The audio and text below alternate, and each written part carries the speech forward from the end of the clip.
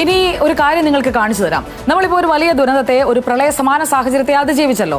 ദുരന്തഘട്ടങ്ങളിൽ നമ്മുടെ കേരള പോലീസ് ജോലി ചെയ്യുന്നത് നിങ്ങൾ കണ്ടിട്ടുണ്ടോ? ഷൂവും ബെൽറ്റും എല്ലാം ഇട്ട് മഴയായാലും പ്രളയമായാലും ജോലി ചെയ്യുന്ന പോലീസ് ഉദ്യോഗസ്ഥരെ ഒരിക്കലെങ്കിലും ശ്രദ്ധിക്കാത്ത മലയാളി ഉണ്ടാവില്ല. അവർക്ക് കുറച്ചുകൂടി അനുയോജ്യമായ മറ്റൊരു വസ്ത്രം കൂടി കൊടുത്തുകൂടെ എന്ന് ചിന്തിക്കാത്ത മനുഷ്യരും ചുരുക്കമാണ്. ആദ്യം നമുക്കതൊന്ന് കാണാം.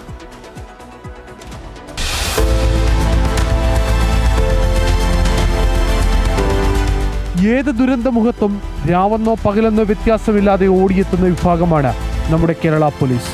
കാലോചിതമായ മാറ്റം സേനയ്ക്കുള്ളിൽ മാറി മാറി വരുന്ന സർക്കാരുകളും സംസ്ഥാന പോലീസ് മേധാവിമാരും നടത്തിയിട്ടുണ്ട്. പക്ഷേ ഇന്നും ദുരന്തമുഖങ്ങളിലും നമ്മുടെ പോലീസ് ഉദ്യോഗസ്ഥർ അനുഭവിക്കുന്ന ബുദ്ധിമുട്ട് അവരുടെ യൂണിഫോമിന്റെ പരിമിതിയാണ്.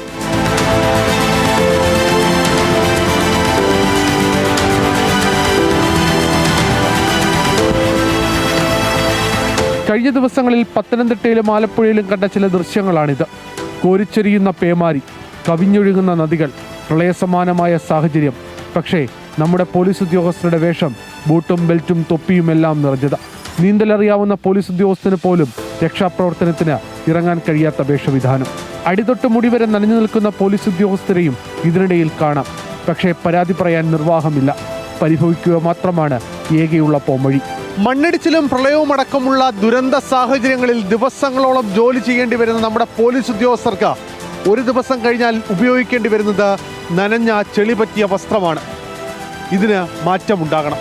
ദുരന്തമുഖത്ത് സഹായത്തിനായി എത്തുന്ന NDRFനും ഫയർഫോഴ്സിനുമെല്ലാം പ്രത്യേകം യൂണിഫോം ഉണ്ട്. ഏത് ദുർഘട സാഹചര്യത്തിലും രക്ഷാപ്രവർത്തനം നടത്താനും വലിയ ബുദ്ധിമുട്ടില്ലാതെ ജോലി ചെയ്യാനും ആ വേഷം അവരെ സഹായിക്കുന്നുണ്ട്. അത്തരമൊരു മാറ്റമാണ് നമ്മുടെ പോലീസ് ഉദ്യോഗസ്ഥരുടെ യൂണിഫോമിലും വേണ്ടത്.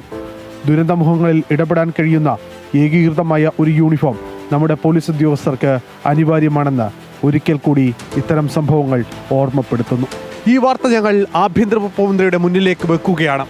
ദുരന്തമുഖങ്ങളിൽ കാര്യക്ഷമമായി ഇടപെടാൻ കഴിയുന്ന രീതിയിൽ നമ്മുടെ പോലീസ് ഉദ്യോഗസ്ഥർക്ക് മറ്റൊരു യൂണിഫോം കൂടി നൽകേണ്ടത് അനിവാര്യതയാണ്.